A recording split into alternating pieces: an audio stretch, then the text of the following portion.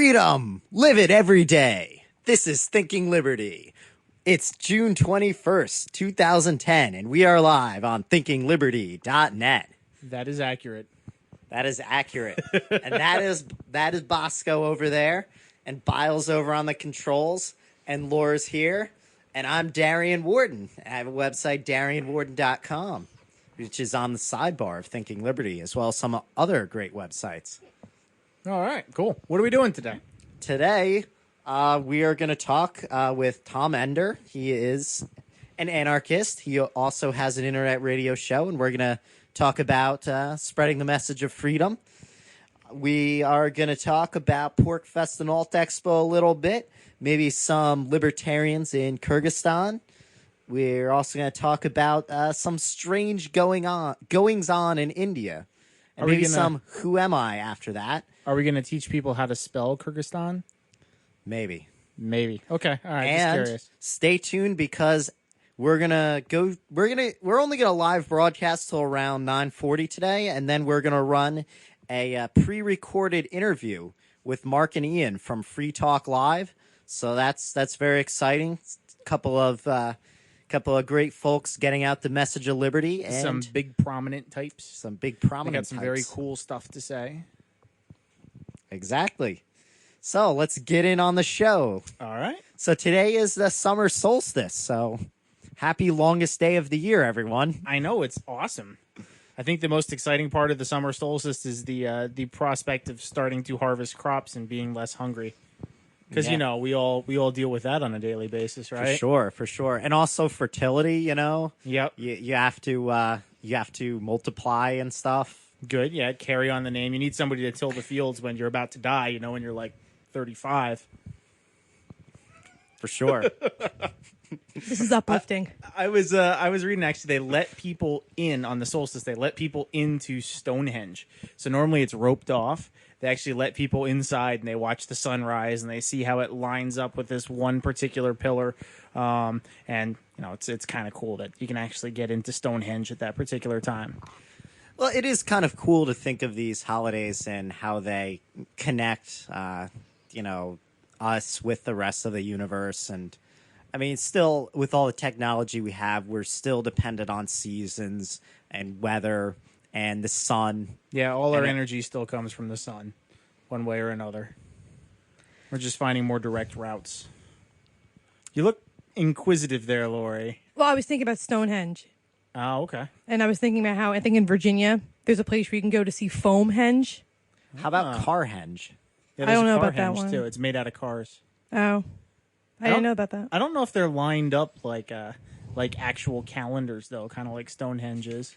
I don't know. I don't know how much thought would be put into Foamhenge or Carhenge. Hey, There's I a was lot of making thought into Carhenge. Foamhenge. It looks almost like the real henge, just foamy. Wow. Made out of foam. Yeah. Every time I think of Stonehenge, I think of a little tiny Stonehenge. Are you talking about Spinal Tap? Oh, you know it. That's See, now exactly I'm what I thinking was- about Eddie Izzard when he does the whole skit, Which one's that? Dressed to Kill. Don't know it. Someone Sorry. out there does. That's true. One of our fans does. Hey, and the chat room's hopping. Chat room's hopping. Speaking of Stonehenge, have you ever heard of the Battle of the Beanfield? No, I have not heard of that. Apparently, there was some ceremony going on. It wasn't at the solstice, but it was around it in 1985, and the cops basically kicked everybody out. And there's a lot of police violence and everything, and so that's a chapter in Stonehenge history of recent years. Your friendly neighborhood skull-cracking police. For sure. Good times. Good times. All right, so what's going on this summer? All summer? All summer? Well, We've got PorcFest coming up, PorcFest. Good times. Good times. The schedule for Alt Expo has been completed. I didn't get a chance to post it on my blog, but we'll have it out on Thinking Liberty. It's going to be a lot of great events. I was looking at it. I was like, what am I going to do when I know, I can't go to every one of these, can I? They're all look awesome. They're all pretty kick-ass. What you're doing one of them. What is it? I'm doing a history of anarchism. Oh, So, all right. looking at anarchy both as practice or sentiment or tendency, and also as an expressed ideology. So the history Expressed of that. ideology. Like All right. someone actually calling themselves an anarchist and saying what anarchism is, Oh, okay. All right. without rulers, everything being done consensually. I can get that. Cool. So this is there's people at Rogers Campground actually right now. I was informed that they are currently there and they're already getting ready to start drinking, or they're currently drinking, which is very okay. important. So this Pork Fest is in progress. Exactly. And Bile and Laura are going to be up there tomorrow. Yeah, we're leaving tomorrow morning. Should be fun. I'll be Yeah, up there on. you're rocking good time. I'll be up there Thursday at some time. Not Okay. sure what time. When are you getting up there, boss? I'll be up there Friday, so I'm driving up on Friday. Now, is Tennyson already there? He had talked about going up Monday. Maybe that's I thought why he he's was not leaving here. on Monday. He might be there. Tennyson is a mysterious man. He actually comes to our studio on a zip line wearing a cape, so we never know when he's going to show Are you up. sure when he it's a doesn't show zip up. line, or is he really just flying? He might just be flying. That is. He's capable of that. He's such a smooth character, you wouldn't be able to tell. The air just lifts him up because he just talks it into it, and away he goes. There's a good chance he's at Porkfest already. He's an easy guy to spot at Porkfest because he has a camera, a big, like, fancy-looking camera too, not my like Hannah Montana camera. No Hannah Montana for Tennyson. Your camera's got character, so It does. It's okay. Yeah, and he's if you're listening to us up at Porkfest somehow, talk to him. He's a great guy, and talk to us when we get up there. Yeah, if you track down any of us, I'll be up in a big blue van. So if you see a big blue van, track me down. And if you Kid see Toucher van?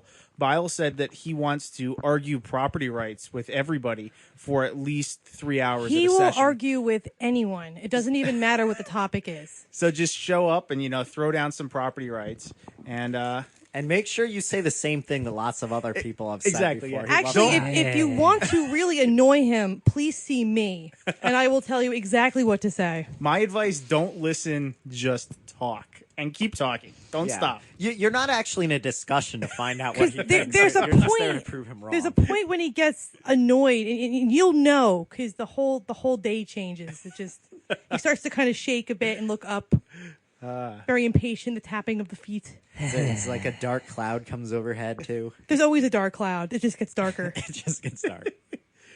All Biles right. over there. He's doing a great job on the machinery. there. Controlling the Do you controls want to to the say control anything? table. Am I being inaccurate? Yes. Oh, you're such a liar. I like the promo where Promer? Promer. the promo where Bile just sighs. It's Oh, just he's got a great sigh. He sighs just like Kif, by the way. His sigh is exactly like Kif. I don't know about that. Yeah, it Kip totally Croker from Futurama. Sex, Lexia. All right. Anyway, what else are we doing other than bullshit? All right, so Alt Expo going to be a good time. Check that out. Yes. So let's move on with some more international news. There's the ethnic conflict that it's not really a major military thing going on in Kyrgyzstan, but there's ethnic violence. That's the country that's spelled Kyrgyzstan, by the way, in case you don't know what I'm saying when I say Wow. Kyrgyzstan. If that comes up in Jeopardy, you're good to go. I had no idea how to pronounce it until I looked. And Until you did your appropriate show prep. actually when I did the Center for Stateless Society article, and the people are called Kyrgyz, which is Kyrgyz. They're the Kyrgyz people. There's an ethnicity Kyrgyz. There's a Kyrgyzstan, and between the Kyrgyz and the Uzbeks, there has been violence following the ouster of a president and the installation of a new governing administration.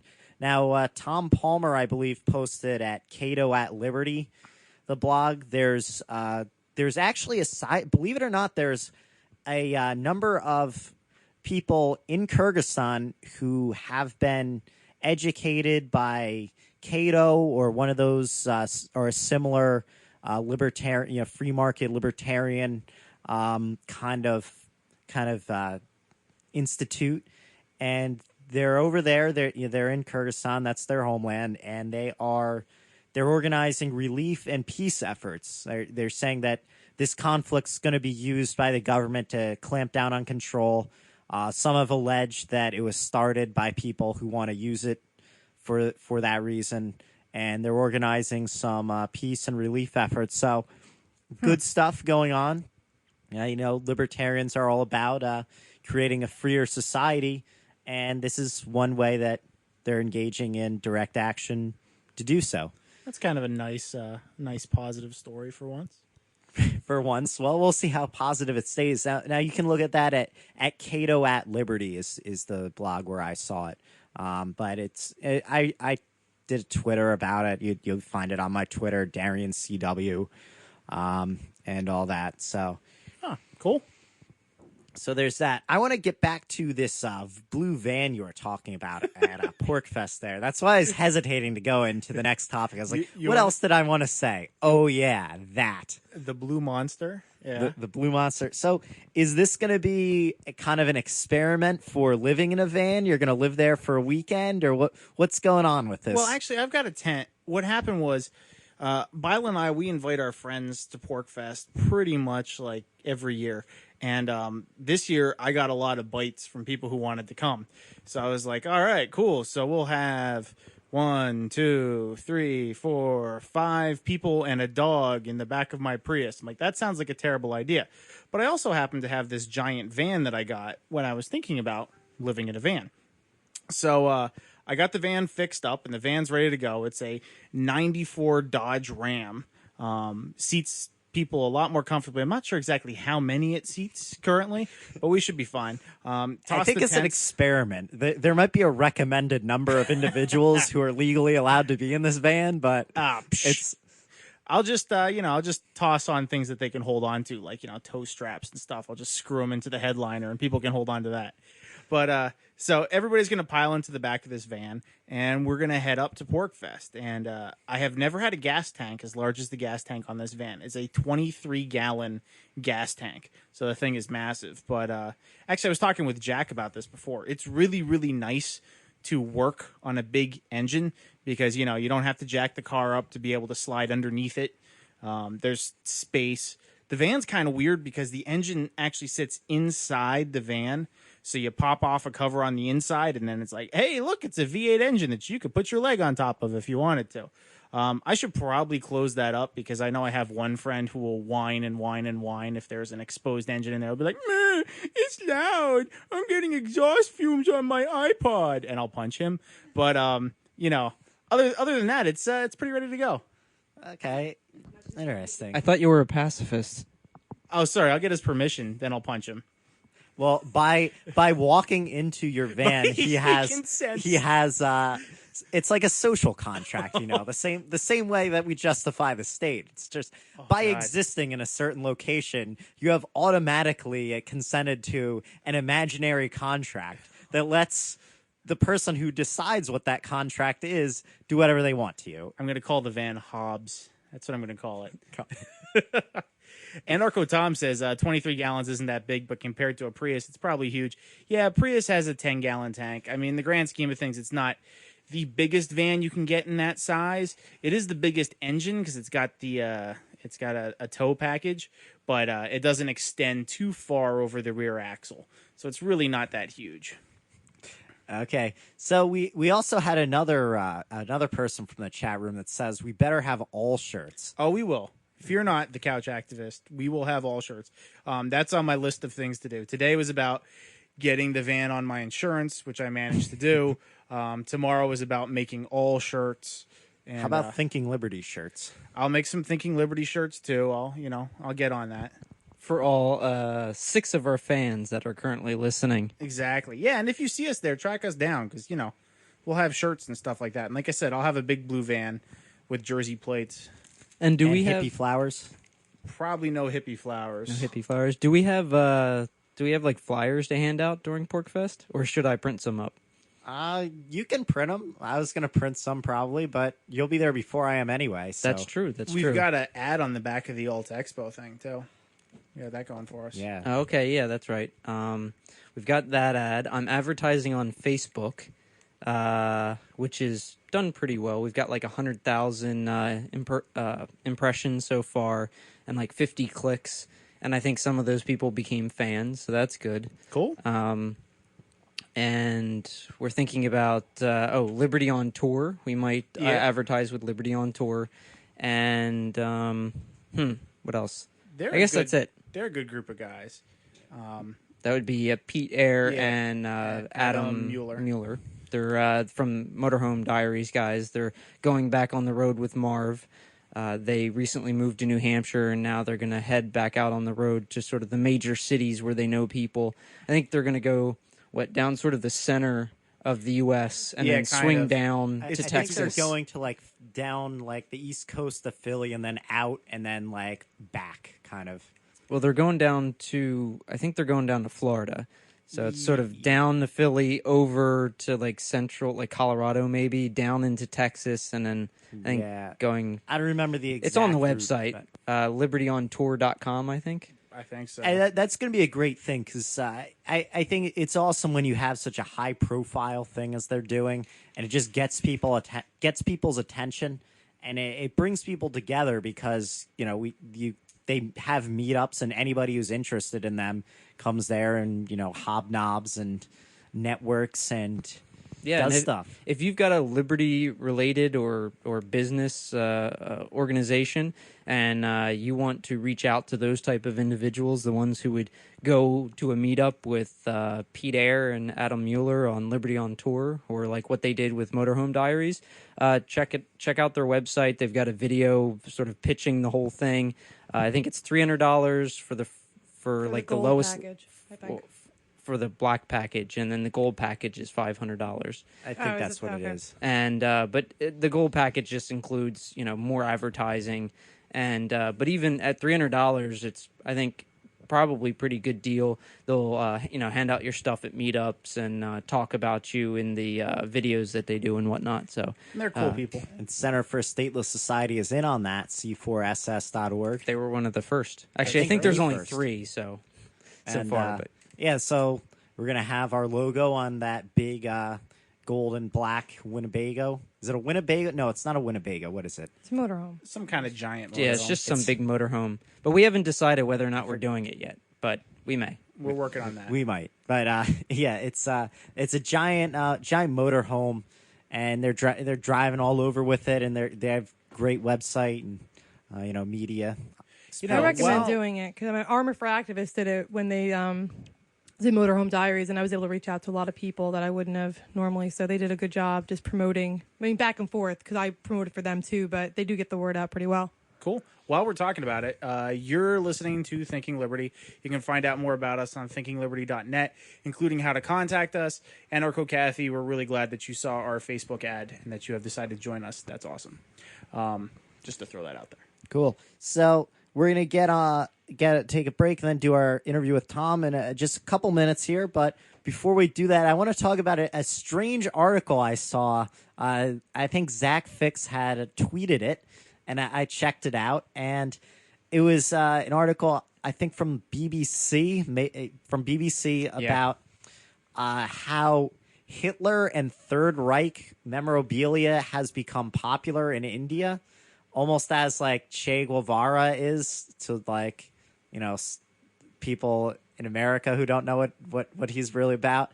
But Hitler, he was a little worse, I think. Just a little. Certainly killed a lot more people. So well, not personally, but was in charge of the organization that killed a This lot more means, people. Darian, obviously you've got to start working on your stencil for your Stalin T-shirts. That's going to be the next wave. big seller. It already is. I was actually just before that tweet from Zach that I saw, and I read that article on BBC. I don't remember how, but I came across this video on YouTube.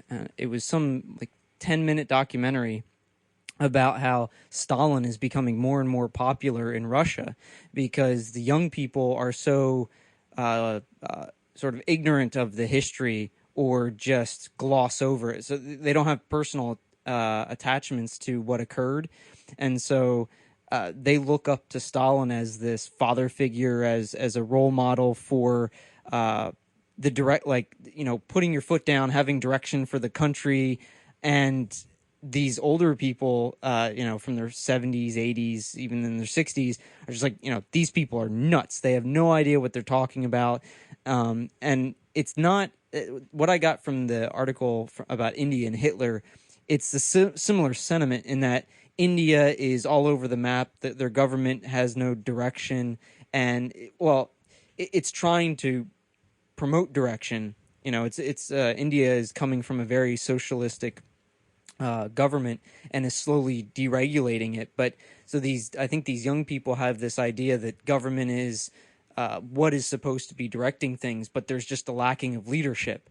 And for some reason, Hitler has become this person of leadership. And the article goes on to say quote some of these young people, and they say, well, killing Jews and all, that was bad, but he was a great leader and he really unified the people. God. Yeah, this is like this is a good section to pull quotes from us out of context, if you will. By the way, the quote, one of the quotes that I saw that Bio was referring to there, this girl said that the killing of Jews wasn't good, but everybody has their positive and negative side.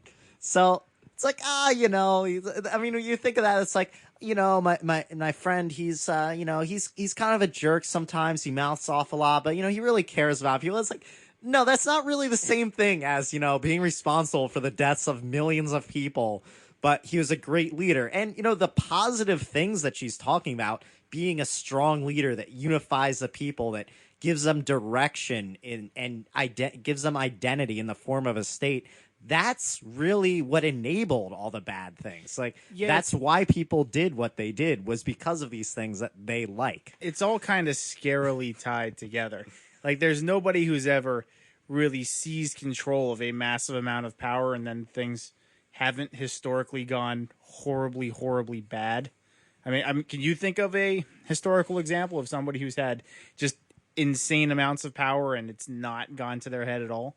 Well, what are they doing to get the reason why they're after that power is because they want power, and the power to influence other people is going to be exercised coercively, and that's the sociopaths always drive your toy truck into the pool. Yeah, that's it's a great comic, that argument.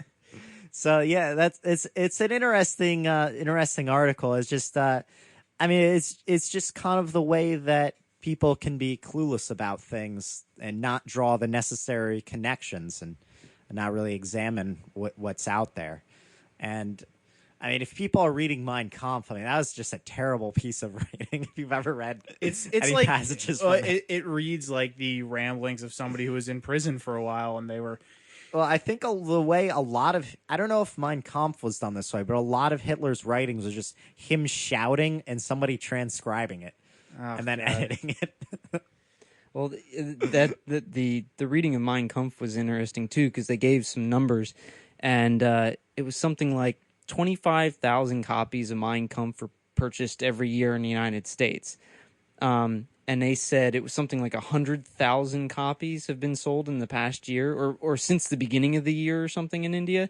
And it's one of their best sellers, I guess, in that genre. And a mass murderer genre, I don't know. But it was just, yes, they have, 3 times or more of the population in the United States, but it was even more so, it was not a linear increase. So. Yeah, that's disturbing. So a lot of strange ideas out there. Anarchism is a good idea. And when we come back from the break, we're going to chat a little bit with an anarchist, Tom Ender. Woohoo, Tom! And we're going to talk about how we can get our ideas out there, build a free world. So stay tuned. We're going to head into break in a moment here. After that, we're going to talk to Tom for a while. We're going to do the Who Am I game. And don't forget, at the end of the show, we have our interview with Free Talk Live. Stay tuned, thinkingliberty.net.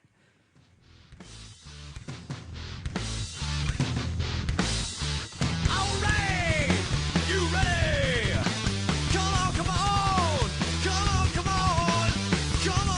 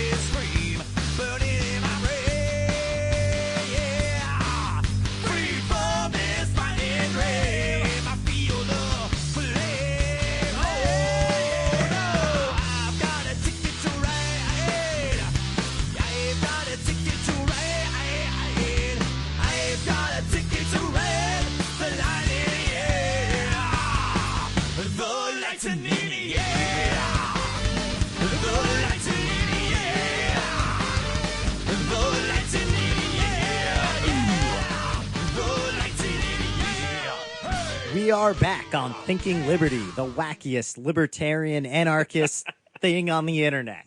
Thing, not even a wow, just a thing. Thing, I like just it. anything. If somebody wanted to listen to this show, where could they go? They could go to thinkingliberty.net. There's a number of listening options on the side there. Awesome. So, and people should check out our Facebook and our Twitter and Chat room and yeah. it's all on thinkingliberty.net. All the all millions the of ways access. you can talk to us. Yeah. all right. All right, who do we got on now? So we have Tom Ender on here.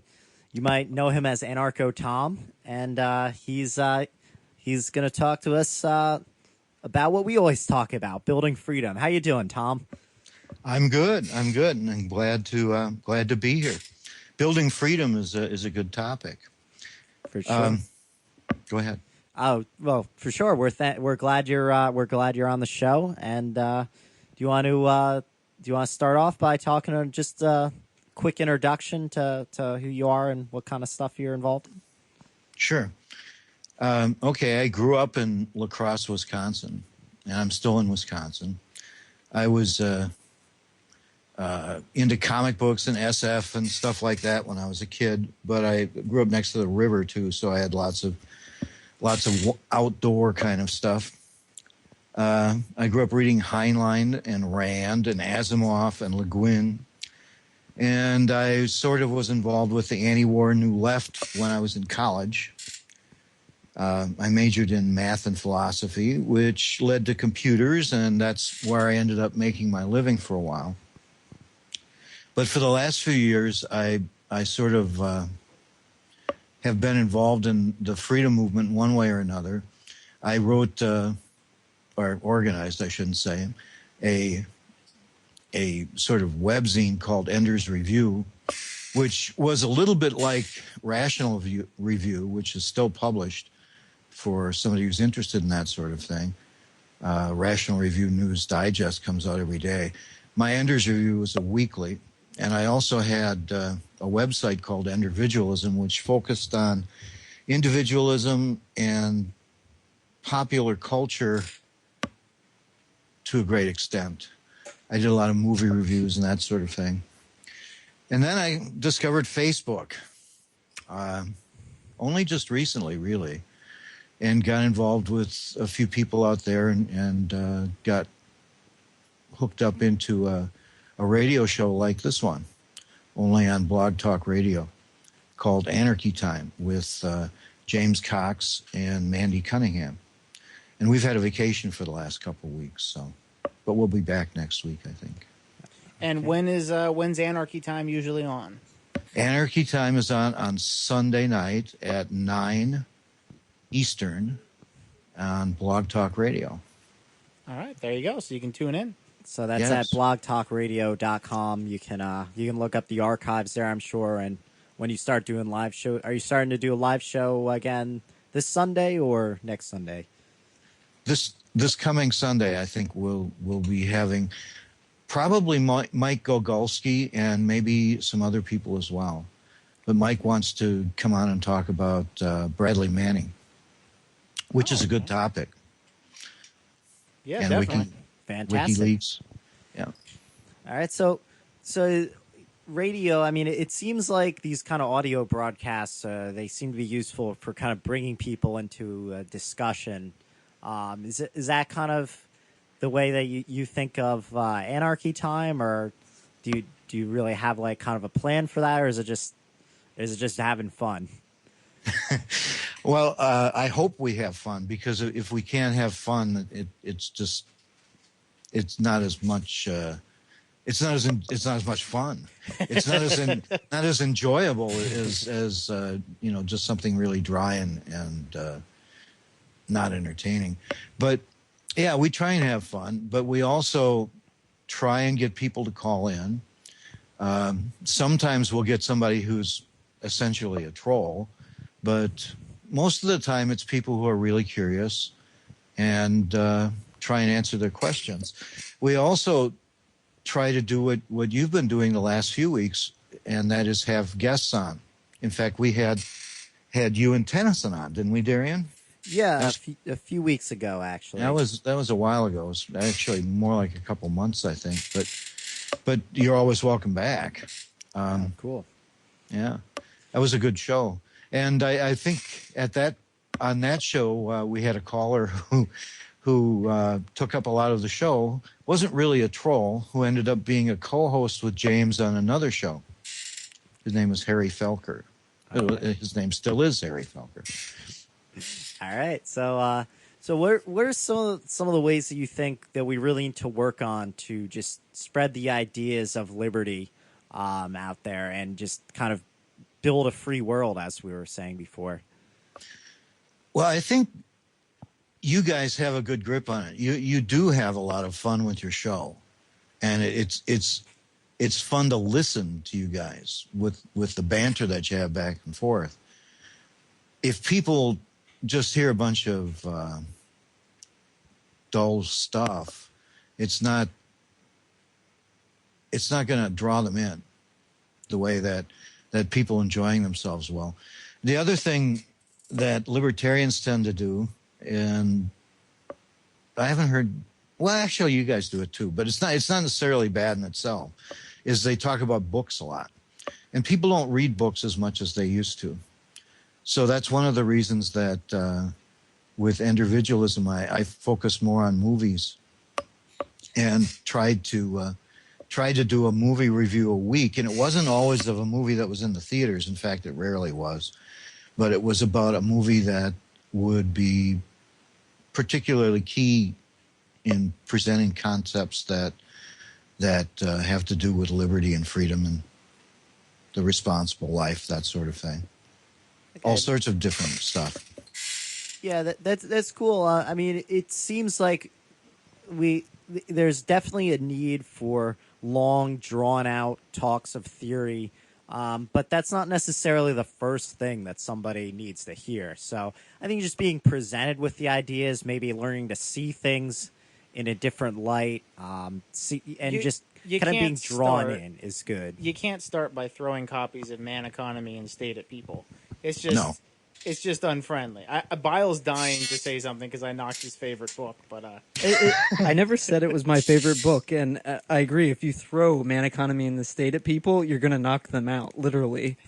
There are people that need doors propped open, though. There are people who have open windows that blow papers around. So, Man Economy and State and/or Human Action is, great for those people. Ouch! Ouch! Yeah.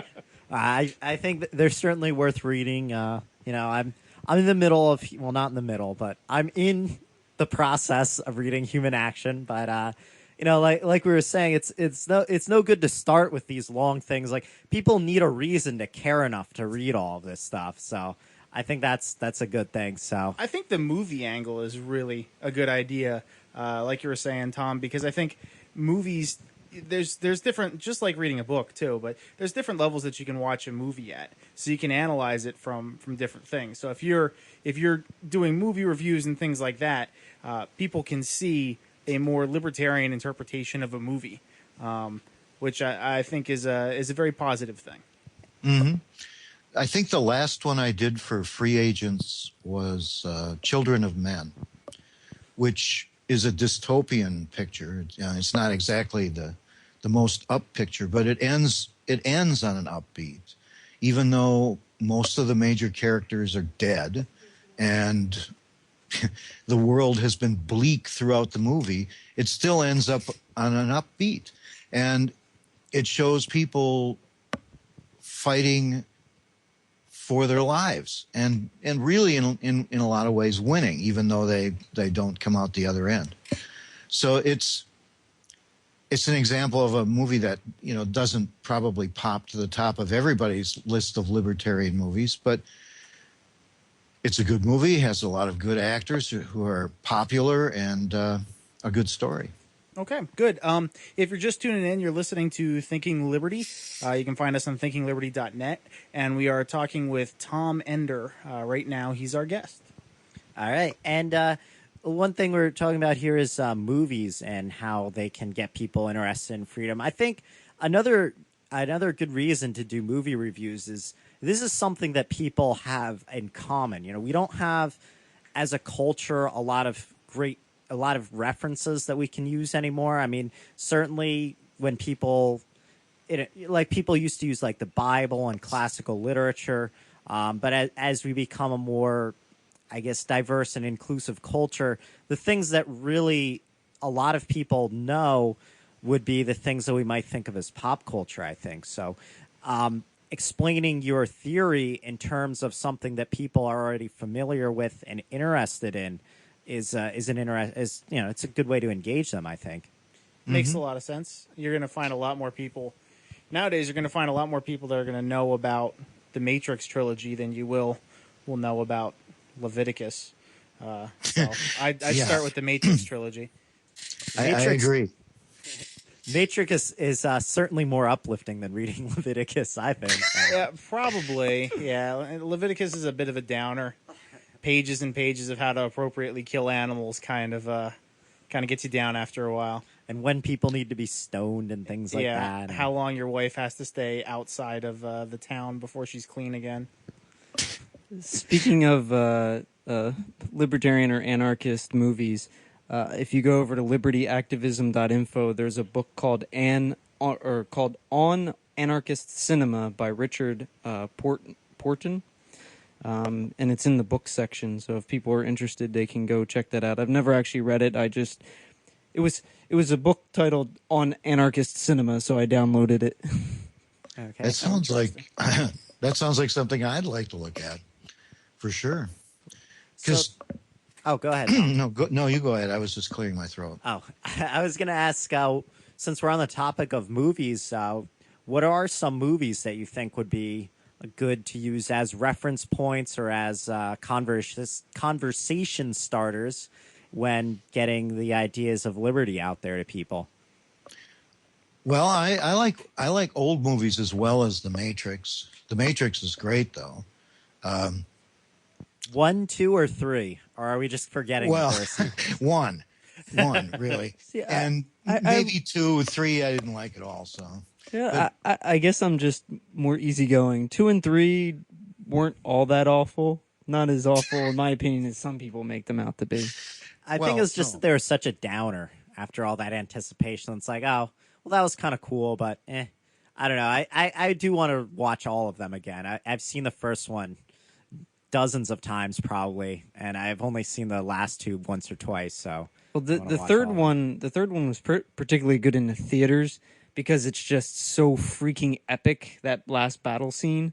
The only way to really enjoy it is in a theater with surround sound and like a screen bigger than all the stuff going on. Yeah.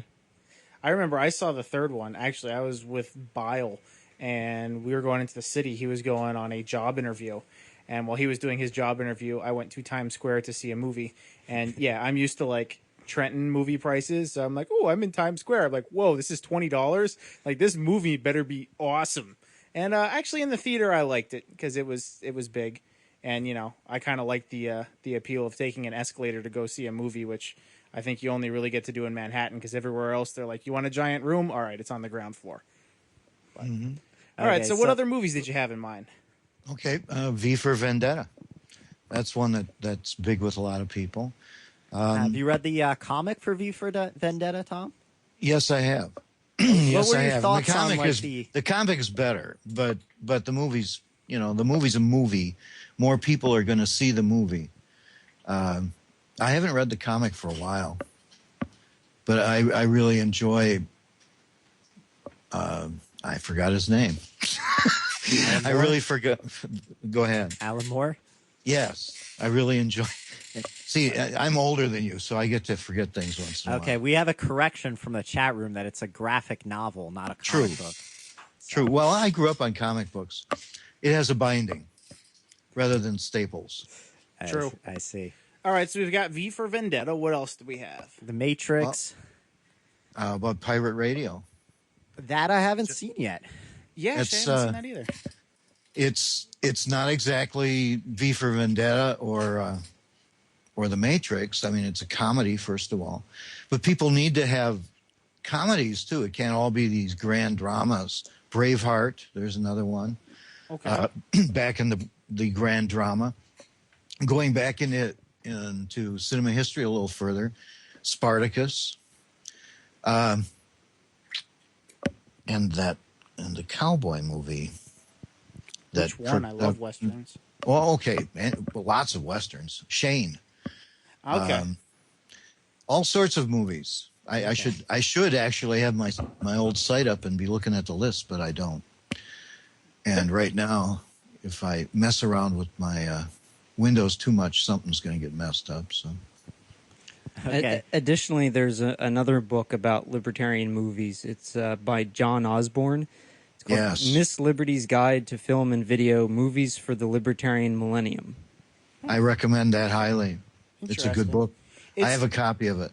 It's also kind of cool because depending on your view about a movie, you can look at a movie that would not be considered very libertarian by any standards and still have a great discussion about it. I had the original Scarface, so not the remake. We're talking about the older black and white version.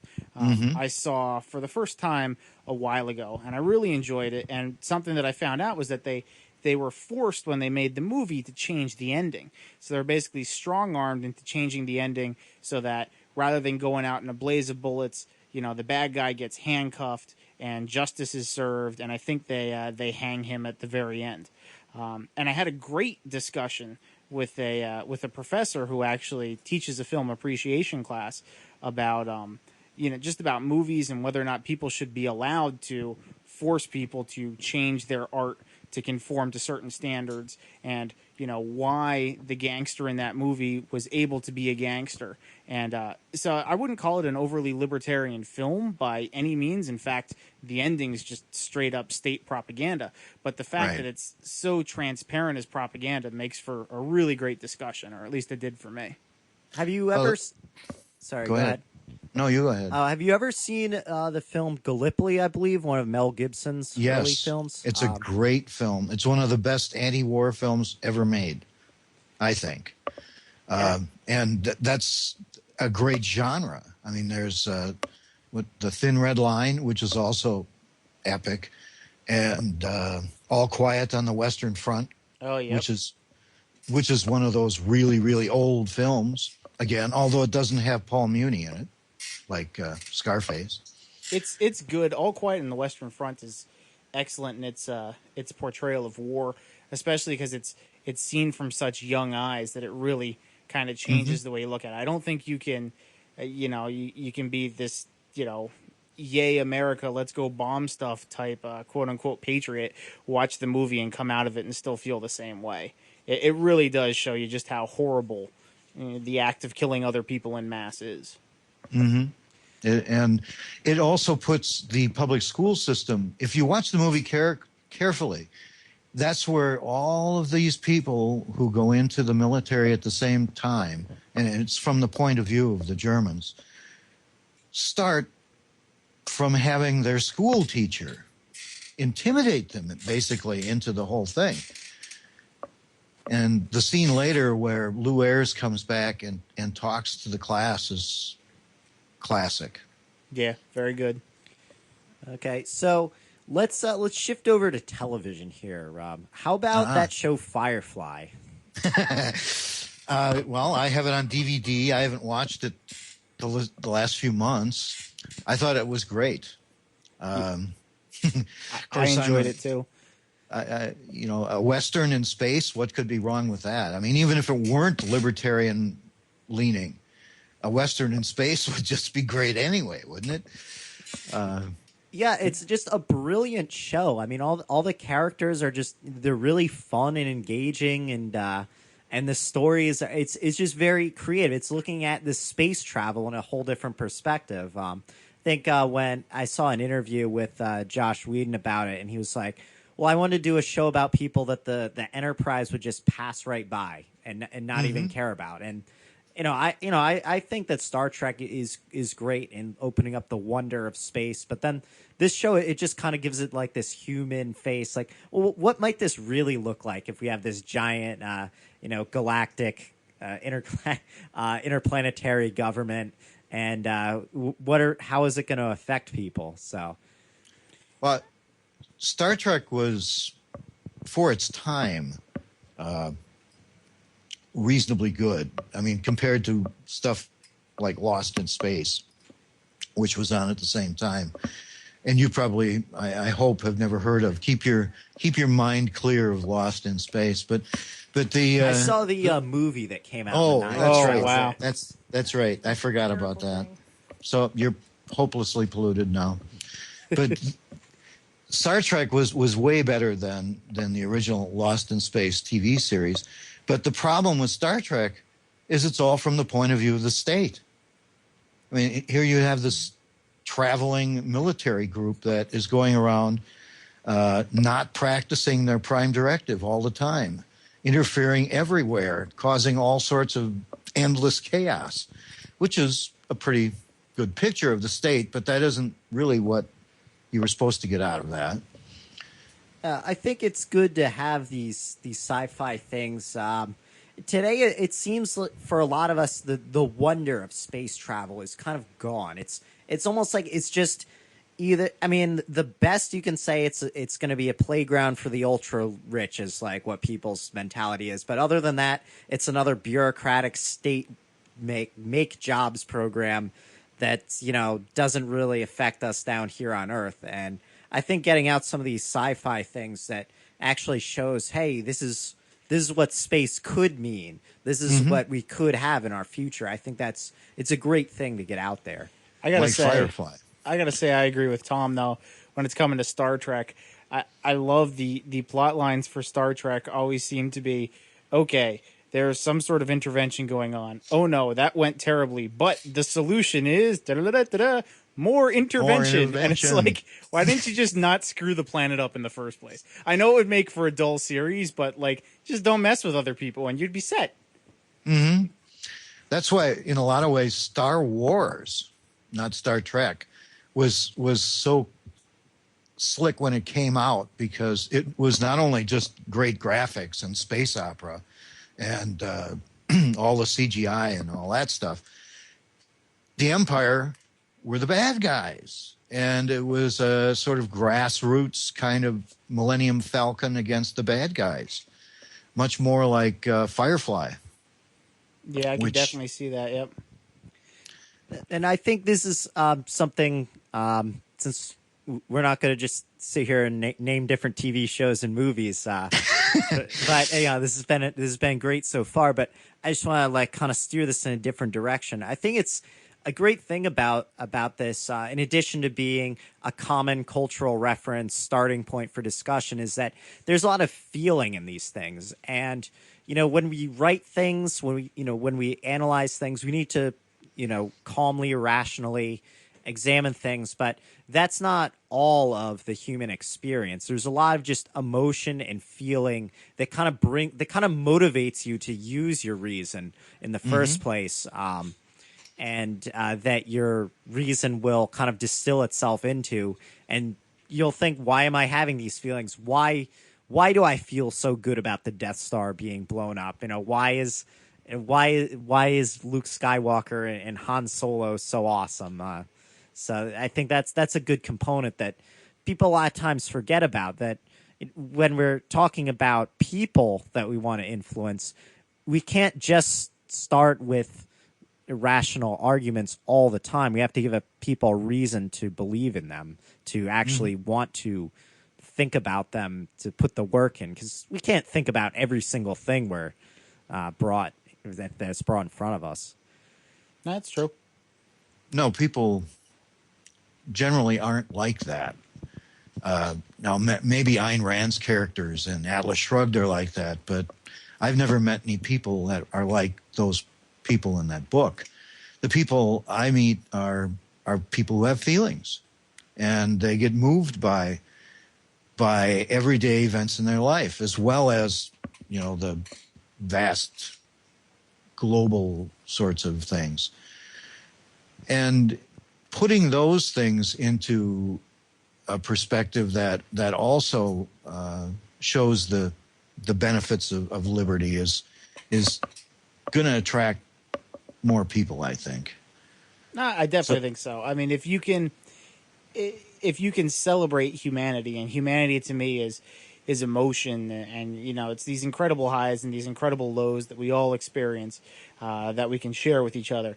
If your philosophy celebrates that, I think you'll really be able to hook people. And I think you know, small L libertarianism really does that. It allows people to be free. It allows people to experience. It allows people to share. And since we were talking for a while about different things, I want to talk about the L. Neil Smith book, Pallas. Is that how you pronounce the asteroid's name? Yes, I believe so. Pallas. I have read that. Pallas. I think that was a great one because it's like there are people living on this asteroid, and there's a UN colony, and then there's just a free like group of wild L. Neil Smith style libertarians out on like the new frontier, and they kind of remade society. Like they're not as focused on agriculture as they are on hunting. So it's like it just gives you the opportunity to explore all these new ideas, and that society will almost just be remade by the new experiences that we're having. It's been a while since I read Pallas, but I really enjoyed it. And I agree with you. The agriculture, although it has certainly allowed human population to grow, has also had an effect of allowing the state to grow. There's a lot of stuff I've read over the years that sort of puts the origin of the state at the same or close to the same point in time as the origin of agriculture. Whereas hunter and gatherers didn't have as much of a state, if they had any really at all. And as I recall, the characters on Pallas, at least the central character, whose name I can't remember, was a big gun-toting hunter. That's what he liked to do most of all. Yeah, I think it's interesting when you talk about agriculturalism versus, say, the hunter-gathering thing. It seems like it seems like agriculture, it was a good thing, but like everything else, the steam engine, cars, they didn't take place. They weren't taking place. These advances weren't taking place in a culture of freedom. The dominant culture was a culture of domination and subjugation. So the way these things developed was along those lines. So I think when we try to talk about the things that have happened in the past, we kind of need to think about, well, how could it have happened, and how could we use this to go into a future of freedom? Well, when people tie agrarianism to the growth of big government, I mean, that's really when the land started to have some value as something that could be tilled and something that could produce something that you could eat in 90 days. So when you still had these hunter-gatherer societies and these groups like this, the land didn't have high value, and you tended not to have stringent property rules. So I think when people are usually making the agrarian leads to big government argument, they usually talk about the fact that the land suddenly had value. Because to a hunter and gatherer, okay, the land is hunted out, it's time to move on. To an agrarian, they've mixed their labor with this land. They need to hold on to it for a certain period of time before it yields a useful crop. And the longer they hold on to it, and the longer they're a good steward to that land, the more value the land is. And the more a target they are to warlords and people who would like to take from them what they have earned. Exactly. So more commonly known as the state. So let's talk about building, a future of more freedom here. Like, so we're talking about using entertainment as a reference point and to get ideas across. Where do you think we can really go from this point in history if we want to achieve a more libertarian society? Well, I'm a big fan of agorism. Is that how you pronounce that, Darian? Or do you pronounce it agorism? I would pronounce it agorism. Agorism, okay. Just because that's how I would think of it being produced. I've heard it pronounced agorism. So I want to pronounce it entirely differently than anybody else does, because so many people pronounce it differently. So I want to call it agorism. So that's how I'm going to start saying it. No, you won't. Okay. Sure I will. No, you won't. I'm a big proponent of agorism. There, I did. We'll see. We'll see after Porkfest how often you do it that way until you get like really strange looks and maybe a punch in the face. I normally get strange looks. Punch in the face, I don't think will come. Okay, so agorism, and Yes. and how would you like define agorism to somebody who's not too familiar with it? Well, it in a lot of ways it's like other branches of anarchism. It's building the new society in the shell of the old. That would go as well for mutualism and a bunch of others, I suspect. Individualist anarchism as well. But agorism sort of tends to focus on the stuff the state has made illegal or difficult. And also on competing with the state itself in markets for defense and problem resolution, that sort of thing. The state really doesn't resolve problems, but it tends to, as you said before, like to dominate things and force its solutions down people's throats. But in an agorist society, you would not have police. You'd have private defense organizations. The way that you could, and I'm not saying I'm going to do this because that would perhaps attract a little bit too much attention. The real practicing agorist probably doesn't have a radio show and talk about agorism because the last thing he's going to want to do is make public what it is he's doing because the state will then focus on him. But maybe competing with the police for protection. And not in the way that the mafia does it because they don't really compete with the police. Well, they compete with the police to be an enforcement to arm. be the bullies. Yeah, well, But, to be a parasitical organization. Yeah, the mafia is probably really darn close to the police in their current Yes. state.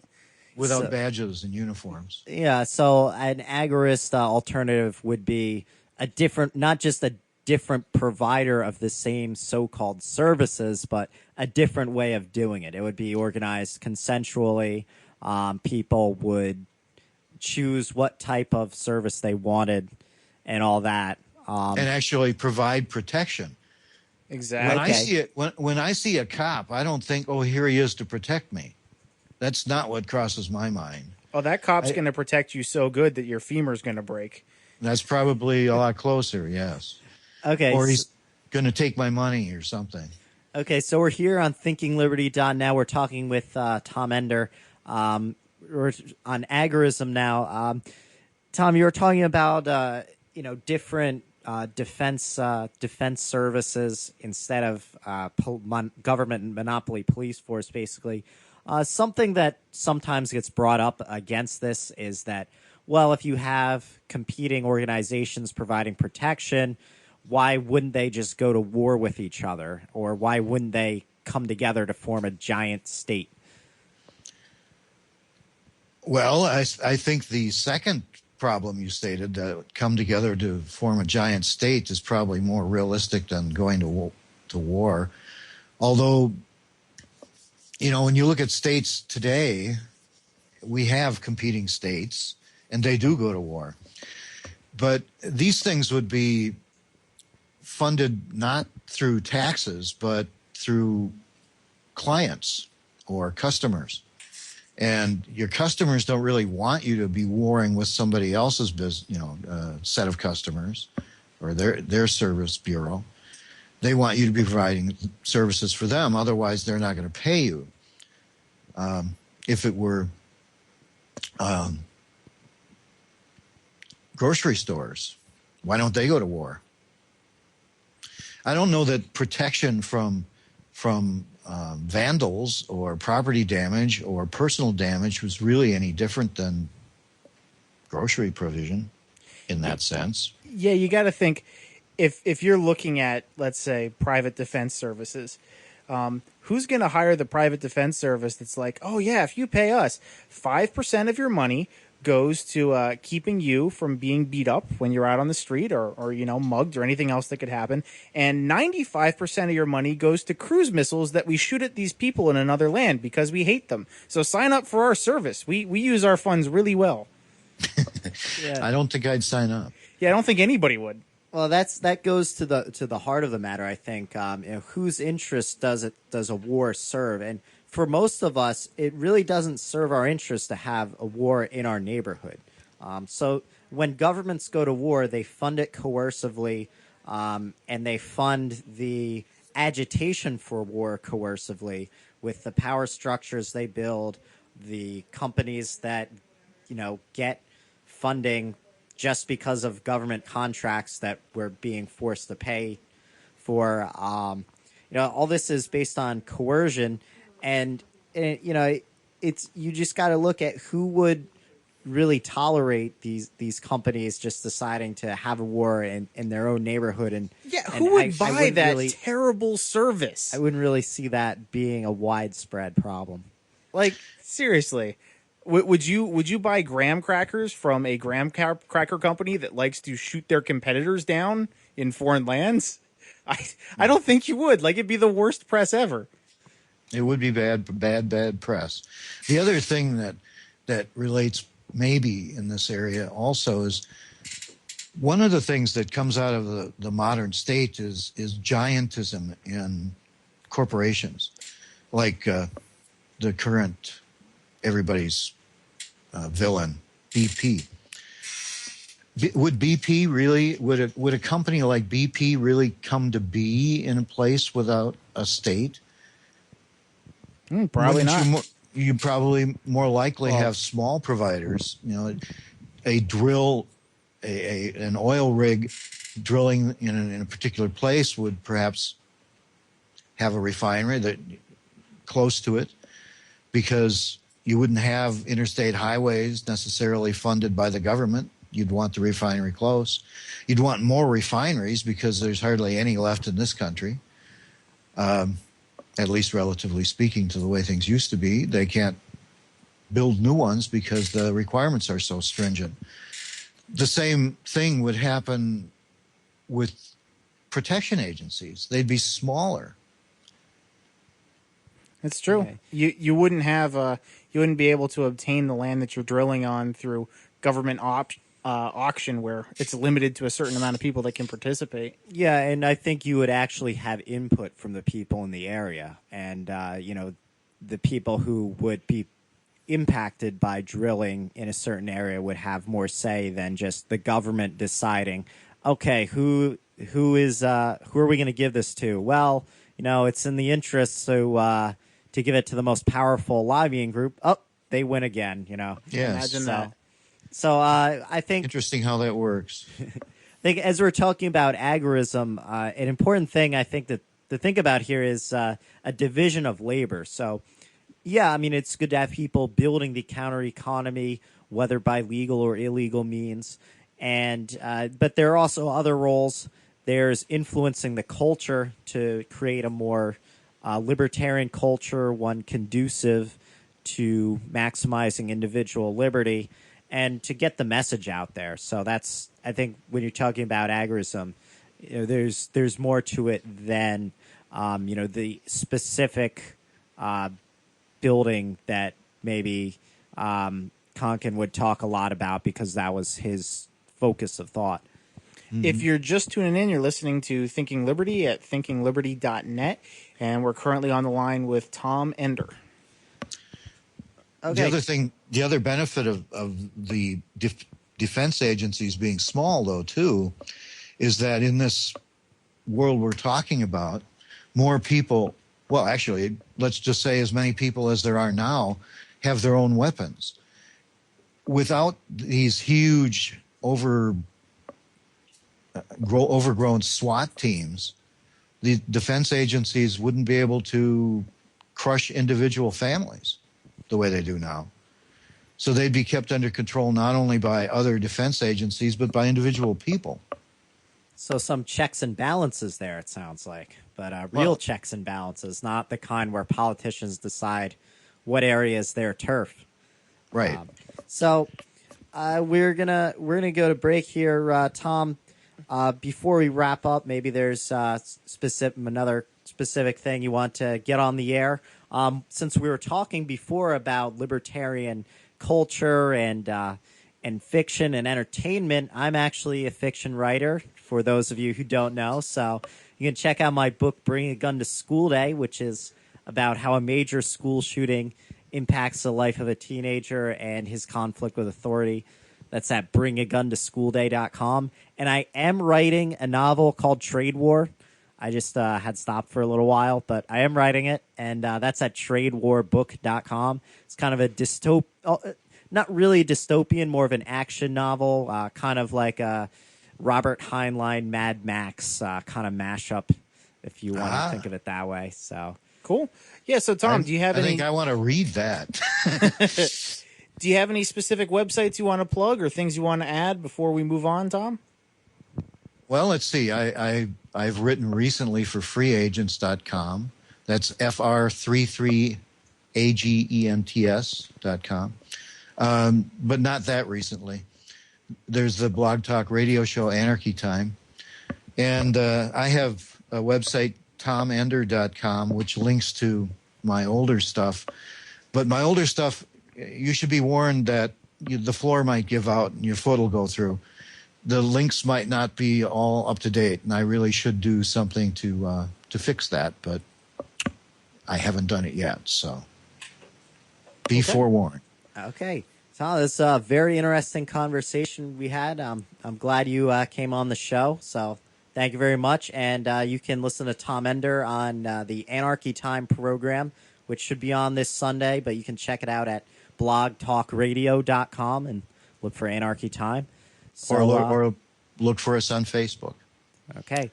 So, Tom, thanks a lot for being on. We're going to go to break in a little bit here. And when we come back, we're going to have some Who Am I and maybe some talkings about, other activism and making stuff. So stay tuned, thinkingliberty.net.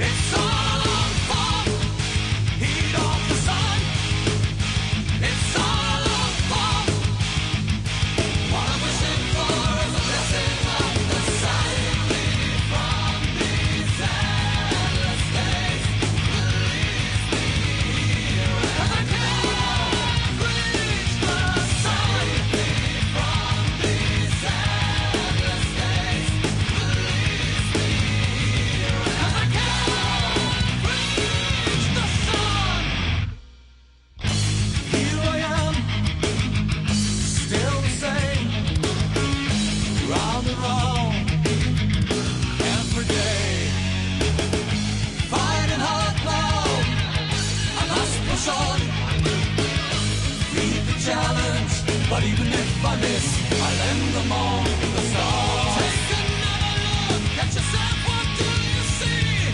You drift alone in circles and you can't reach the sun. Are you a prisoner of an endless war? Or trapped in sadness, or you can't reach the sun? It's all on fire, heat of the sun. It's all on fire.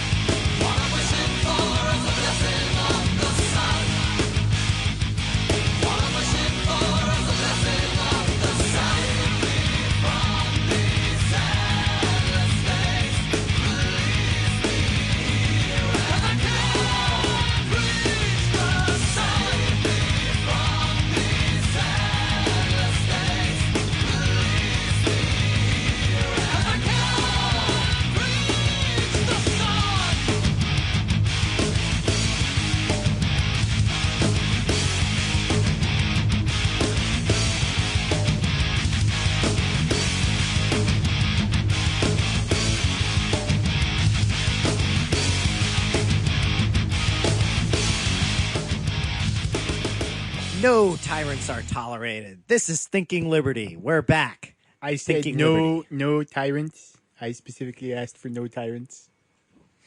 What are we Okay, that talking just about? killed it. What Never is- mind. Who let this You- guy in the room? You never seen Office Space? Yeah, but I asked for a margarita with no salt, Okay. and my margarita came with salt. well, and you know what? I'm gonna take your freaking stapler, and then I'm gonna staple 100 all pamphlets with it and bring them to New Hampshire. Oh, that'll eat a stapler. Is that stapler still alive? Oh, it's still running. That big swing line, like extended stapler that New Jersey all owns. That we've crushed so many pamphlets with that thing, and like Carson pamphlets too. And what else have we done with that? Chaos Theory, and what are some of the other big heavy hitters? I don't know, but we've actually had to lean on it with two hands to get it to staple right. I'm just waiting for that thing to cave in and tap out Yeah, and if be you- like, no more. If you go to Invisible Molotov, I think .wordpress.com, and Invisible Molotov is the website, and there are a lot of these at libertyactivism.info now. Yep. There are some booklets that they're good reading, but it's just requires you to print like 50 pages and then staple them. And we decided to make some, and well, there you go. But what are we talking about now? You guys mentioned that there was a Supreme Court ruling that was pretty heinous. Yeah, the Supreme Court. What was it? Material. What's the last word? Assistance. Material support. Material support. So basically, what's happening is they said that if you provide monetary support, if you provide training, or the scary one, if you provide advice, even if it's completely peaceful advice, or you're advising the people to be peaceful, to a group that's considered to be a foreign terrorist group, you can do up to 15 years in prison. Does I that think was the include time. like a lawyer who's like defending someone who's I suspect so. You'd think that would fit in there, because the one that brought it up was a group that was explaining to a foreign quote unquote terrorist group. I'm not sure which group it is, which is why I'm using the quote unquote.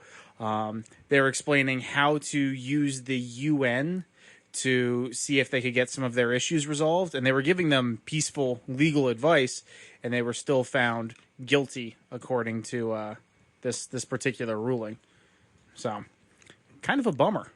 It was a 6-3 ruling, so it was.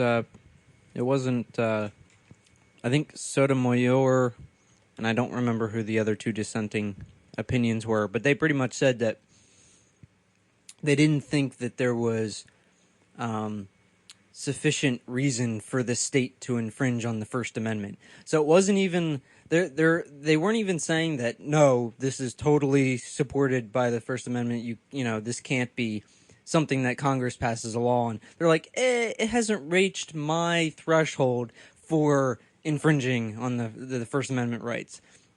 So even then, it was just like, well, this isn't quite heinous enough. And it's heinous, but so it sounds like the government's just trashing all the legal protections that it's supposed to provide for people. You don't win, and you don't win freedom by having this giant state trash it all the time. If you think that the government's supposed to protect you, it doesn't. It protects power. And if it's in the interests of power to protect you as an individual, which it often is, then they'll protect you. But if it's not, then you're out of luck. And we see this every day. They use these same scare tactics too, and it really, really kills me. So, when you argue this stuff with people, they'll say, well, but they're just dealing with terrorist organizations. And say, okay, well, who decides what's a terrorist organization and what's not a terrorist organization? And, they have that same power. So they don't like something, boom, it's a terrorist organization. Now there's all this stuff they can do to you. And it's really, like I said, a scare tactic. I'm reminded of another story. There was a police officers union, I forget where it was, that actually got billboards put up. And the billboards had, blood splattered on pavement and crime scene tape. And basically the billboard said, I'm sorry, but we're not being paid enough that we can assure that we can protect all of you all the time. because they had their funding cut. And it's just like, wow, okay, that's a scare tactic if I have ever seen one. Well, the police aren't legally obligated to protect you. They're law enforcement. True, but claiming that if we don't label people as terrorists, or if we don't, have cops all over the street all the Well, they're trying time to beating people strong-arm up, we will we'll all be killed in the street. Is it's a scare tactic. And well, don't worry about this guy. Don't worry about the government determining that he was, the government labeling this guy a terrorist because he's a terrorist. Well, how do you know he's a terrist? Because the government labeled him a terrorist. He's obviously a Exactly. terrorist. We've Don't you always see? been at war with Eurasia. Yeah, it works. It's just that's how it is, guys. So that's a more police state news. Yeah, it's craptacular. What else do we got? We have the Who Am I game coming up. and you should tell everybody who set up the Who Am I game this time. Who set up the Who Am I game? Well, Bosco and I both came up with a Who Am I. Should we roll both of them? We have enough time, I think. You think we have enough time? We don't have a lot of people in the studio though, but we can do this. All right, let's start with yours because I think I'm going to get my butt kicked, and I want everybody to see how dumb I am. You're not dumb. You just act like it to get more votes. To get more votes. There you go. So this is this Who Am I game. Basically, we've taken a famous person related in some way to libertarian thought, and we come up with questions, and the other people are supposed to guess it. I think the way we did it last time was good. You had like 7 questions, and then We did 5, just one after another. you asked 5 questions. You asked a question, and then people said who they thought it was, and you did that for 5. And then after 5, if someone got it, you answered, and if not, you went on to the next question. Exactly until we got our butt kicked. So let's try this. Let's try this. We'll get my Who Am I, and then we'll All get right, Bosco's. you're in And, charge. The you people in the chat room, you can get in on this, and you can tell us who you thought was better, or I don't know, do something.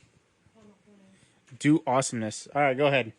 All right, let the awesomeness commence. Bile, you got to play because we're missing Tennyson today. Yeah, Tennyson's up in New Hampshire at the Porcupine Freedom Festival. Yeah, why isn't he calling in? He could call in and do the show remotely. He All right, could, got me. but we didn't exactly talk to him about doing it. I mean, I guess we did That's a little bull. He should just know. We should just call him. bit. Let's just call him, right? We should. All right, when we're done with Who Am I, we're gonna call Tennyson and mess with him. Oh, someone's calling. Oh, we got somebody calling. All right, anyway, go ahead. Give us the first clue there, Darren. Hold on, let's answer this call here. This could. Hello, Thinking Liberty, you're on the air. All right. Let's do it. It's Vandarko Botanist. Hey, you want to play our Guess the Anarchist or Guess the Person game? Let's do it. All right, Awesome. we're getting pumped here. All right, so let's start here. We're gonna start with my questions. I'll ask 5. If nobody gets it within those 5 questions, I'll go on. All right, so after each one, make sure you go around. Okay. All right. So the first fact about me, I have a kickin' mustache. Benjamin Tucker. Okay, we have Benjamin Tucker. Bile I don't know. doesn't know.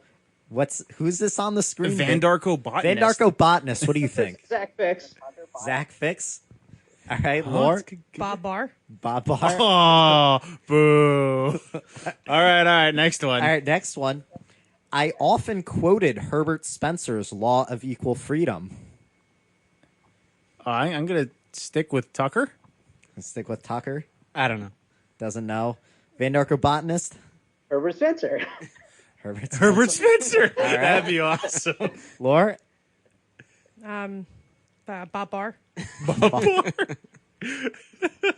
Babar. We've got Tom Selleck in the. Tom Selleck. Tom Selleck's a good guess, too. All right. So far, I have a kickin' mustache, and I often quoted Herbert Spencer's Law of Equal Freedom. What else did I do? I wrote articles that appeared in Liberty and Mother Earth. Benjamin Tucker. Yeah, whatever. All right. Next. VB on the chat there, on the Skype. I would have to go with Jeff Foxworthy. Lord. I don't know. I'm kind of I'm siding with the Tom Selleck. What? Tom Selleck. You're going to Tom Selleck? Okay. Did I stutter? There's a lot of Tucker in the room. Okay, there's a lot of Tucker in there. Okay, I was active in Chicago during the Haymarket Affair of 1886. Obama. See, I thought he was just going to say I was active in Chicago, and I was thinking who's on Broadway, but Somebody I just realized guessed this is Stalin. a different show. All right, I'm gonna active at the Haymarket Affair. Was Tucker active at the Haymarket Affair? Oh, I don't know. I'm gonna pass. I'm going to pass. I really have no idea. Okay, we have Labadee in the chat there. And facepalm. And what do you got, Van Darko Botanist? What do you think? Freddie Mercury. Freddie Mercury. Good guess. Okay, so far we have. All right, well, hold on. We have one more. Okay, so one more before the 5 is up. So, I fought in the American Civil War. Frank Zappa. Frank Zappa. American Civil War. Grant. Grant. Lee. Okay. Anybody else from there? All right. So that's 5 questions. So far we've had Grant, Lee, Tom Selleck, Labadee, Benjamin Tucker. We had Stalin. We had Obama. Jeff Foxworthy. Foxworthy. Frank Zappa. Frank Zappa. Bob Barr. Bob Barr. Oh, we got Bob Barr a lot. All right. Zach Fix. Did we say that? Oh yeah, Zach Zach Fix. Fix. Yeah, Zach. No, I mean he does. He has been photographed with a kicking mustache. I don't know if He still does own a has it or time not. machine. Okay, so but none of these has been correct so far. Oh, No, none of these are correct. So big fail. we have 2 more questions. Keep going. Okay, this one is going to be a quote. So I have written these words. Through all grades of society, unrest prevails, because in all, success depends upon ability or craft to climb over the fallen forms of your associates, to rise out of the slough by using them as stepping stones, though every upward step plunges them deeper into the abyss. I don't know if I'd want to be friends with this person. This is kind of rough. Kind of a downer. Yeah. I'm just gonna start guessing names now. Emma.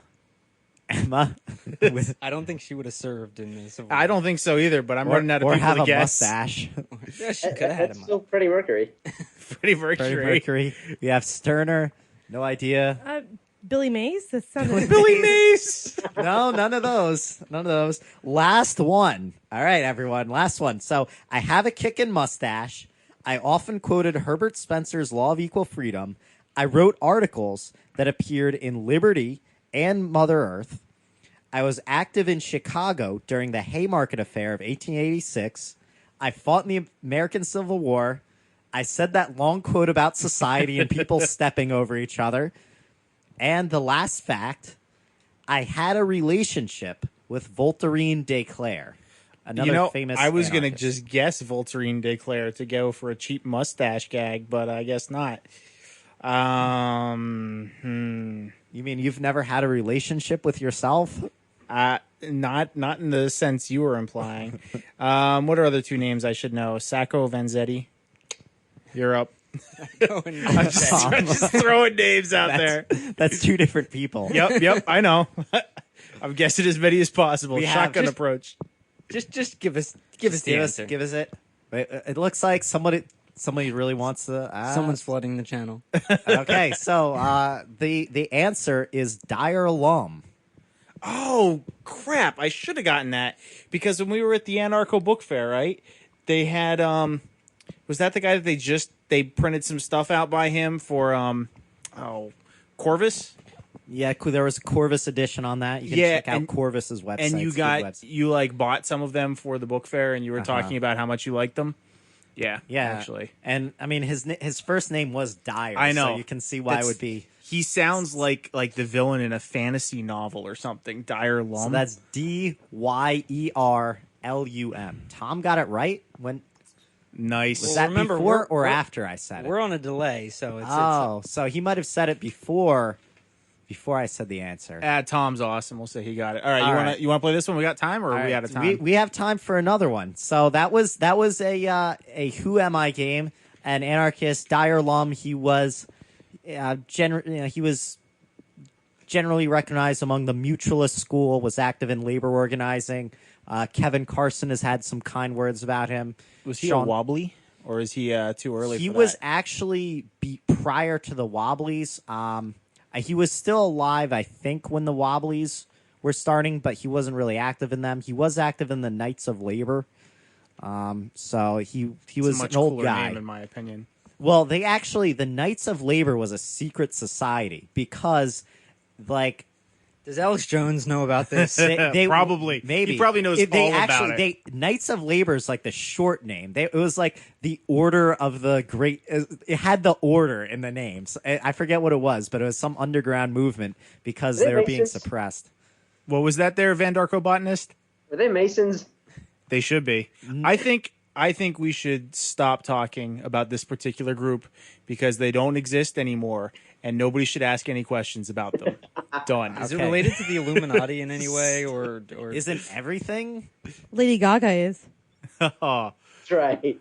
oh God! All right, you want to Lady do this? Gaga's with this the other one? Illuminati. Apparently, You yeah, haven't I read received this, an email about this that. and- post? You haven't read this? Like, there's this like WordPress.com or pages. blogpost.com website, and it is dozens of pages, I think, of how Lady Gaga is like a tool of the New World Order / Illuminati to control the minds of Americans and the world population, and how she has all this crazy symbolism. It might be the same guy that wrote this similar thing about Marilyn Manson. And they go through like every single aspect of every costume they've ever worn and show how it's related to the Illuminati in some way. Well, obviously, It's very intricate and interesting. Well, but yeah, the Illuminati is very intricate. You know, there's not a thread on that costume that's going to be They are not everywhere. mind controlling. The monarch butterfly is 100% all. mind controlling. All right, you wanna do this other one? All right, let's do it. All right, right. Van Darko Botanist, Here are we you go. ready? I have a feeling. Let's do it. I have a feeling this one's going to kick our collective asses too, but that's fine. We made them tougher. All right, numero uno. I lived in the 20th century. Anybody want to take a guess on that? Hayek. All right, we're moving on. 2. I was born in Brooklyn, New York. Ooh. Oh, is it Von Feces? Ludwig von Mises. Any other guesses? This sounds Murray real, Rothbard. No, not Furry Rothbard. This sounds familiar. Keep going. All right. Number 3. I was praised by Abby Hoffman, who called me a hippie. Somebody just guessed Abby Hoffman, actually. Keep going. No other guesses? Keep going. All right. Here we go. I was opposed to the sexual revolution of the 1960s. Guess from the chat room, Thracker Zog. Okay. And Coulter. Good guess from Van Darko Botanist. You know, I just no one's really coming to mind. All right. We will keep going. You want to rehash the old ones or you got them? Just I'll keep just going. go. All right. Let's see. 5. I called myself an anarchist. So this person used that title. Murray Bookchin. Furry Bookchin. No. Brooklyn. Keep going. All right. Okay. We're past 5. So if anybody gets it, they get it from now on. 6. I was a staunch pacifist.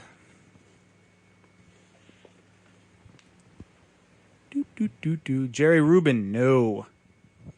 Andy Kaufman? Andy Kaufman. No. He's still alive. All right. Here we go. 7. I am a woman. Richard Simmons. Anarcho-pacifist Richard Simmons. All right, we're moving on. It's like I should know this one, Yeah. but I don't.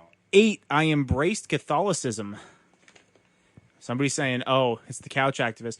We also guessed Robert LaFarve. No. Good guess, though. Is it Interesting Mother guy. Teresa. Is it Mother Teresa? No. All right, She's moving definitely on. from Brooklyn. 9, I was a wobbly. We've got a winner. It's Anarcho Tom with Dorothy Day. Your Tom last wins again. your last hint, which gave it away. I helped found the Catholic worker movement in 1933. Oh, that's right. Dorothy Yeah, that Day. wouldn't even- I feel like I learned something today. Didn't we right. all? We We did learned learn about a guy whose first name is Dyer, and we learned about Dorothy Day. And Anarcho Tom nailed it.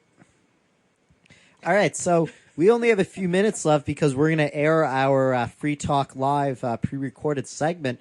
What else do we have to talk about tonight? Porkfest is coming up. Everybody knows that. And if you're not going, you should be going. And if you're not going this year, you should go next year, or at least try to make it to Liberty Forum, which isn't as good, but it's still pretty fun. yeah. Unlike Bosco, who doesn't believe it's fun, but it is fun. I enjoyed it a lot more this year, Liberty Forum. I think because I was hanging out in the If- vendor room. That might have been why. if Liberty Forum's your thing, that's cool. Go. I'm not going to knock it. You know, do what makes you happy. All right. So we've been talking about anarchism a little and mentioned a lot of anarchists, but what is anarchism really? The idea is that you're against rulers. You're against people coercing other people. You're against authoritarian. You're against people having authority over other people rather than having equal authority over their own lives. You want things organized on a consensual basis. Generally, you try to create a society that fosters individual liberty, so there's not people dominating each other in society. People aren't being put out, to pasture, and so that's generally where we come from. We are generally in this room. We're generally of the market anarchist subsection, which means that we believe that buying and selling and using money and things of that nature are not by their nature coercive. Things like that can be coercive when they're monopolized by the state. There are other anarchists who feel that anytime you use money exchange, that you're going to have some people dominating it over another. You're going to wind up with more oppression, so they favor gift economies or giant labor federations that give each other stuff. Hold on. Bile is shaking his head back and forth. I'd like you to know that. I'm sorry, I study economics, and the whole idea of gift economies, it's... Bile and I have had, I wouldn't call them lengthy, but we've had gift economy arguments in the past. I think Ryan has learned a little bit. I hope he doesn't think that he had this whole idea about like apples and like how, I like apples and he likes making apples, and so we would trade, and his So he his calls it analogy making really apples. went nowhere. Yeah, it was really the analogy didn't go very well, but it makes for good conversation afterwards, And for making fun of Bosco. which is always fun around Okay, here. so I think that any real anarchist society where people aren't being forced to participate in one particular thing is going to have a lot of different arrangements. I don't think that a large society can function without some kind of monetary calculation, and I just don't see the harm in money itself. To me, the main thing is that you have a libertarian mindset where no one will dominate over another person. You try to equalize authority, equalize liberty in all aspects of And life. it's important to note that we won't stop you from trying. If you disagree with us, okay, that's cool. Go ahead. Just don't, give us the same respect. There you go. If you don't agree with us, don't try to coerce us into not using money or using a gift economy or whatever the heck crazy ideas you may have or whatever. And a lot of Dorothy this, Day, I think, distributionism. a lot of this would have to be decided on a kind of, you apply the principles on a case by case basis based on local conditions, how these people in this area are doing it, how property rights are going to be defined. Gary Chartier, he's affiliated with Center for a Stateless Society like myself. He uses the idea of property rights regimes as in a certain standard that a lot of people will follow. So a lot of ideas out there. Great places to check it out. Center for a Stateless Society, c4ss.org. There's a lot of texts at libertyactivism.info. And, anything that's down the side of our on the sidebar of Website. thinkingliberty.net. And, for other schools of anarchism, check out infoshop.org. You can read what some anarchists are up to at anarchistnews.org. The comments there are kind of atrocious, but good website. And flag.blacken.net. But make sure you check out Center for Stateless Society, C4SS.org, Alliance of the Libertarian Left. That's all-left.net. So how about it, guys? Are we going to have a good night here? Stay tuned. We're going to play our pre-recorded interview with Mark and Ian of Free Talk Live. And I hope once everyone's done listening to that, you'll go out there and you'll be free. Crunk juice. Here. Okay, cool. So who are we on with tonight? Bile, Tennyson. I recognize Bile, Tennyson. Who are the other folks? Darian and Bosco. Say something, Darian. This is Darian here. There you go. This is Bosco. All right. Okay. Great. Well, thanks a lot for doing this interview with us. So I guess we will get started. Is it just Ian or is it Mark there too? I'm here. Okay. All right. It's good to have you both on. Okay. Well, let's just start off with a pretty straightforward one. What kind of program is Free Talk Live? Free Talk Live is an open lines current event show that's on 78 radio stations coast to coast from Alaska to Florida. We open the lines up so that anybody can call in about anything that they want to call about. Generally, we take the issues from a pro-liberty standpoint as opposed to, sort of Republican or Democrat, which is seems to be the standard in talk radio. Okay, great. What do you think is good about radio, and what are some of the drawbacks that you found in your experience?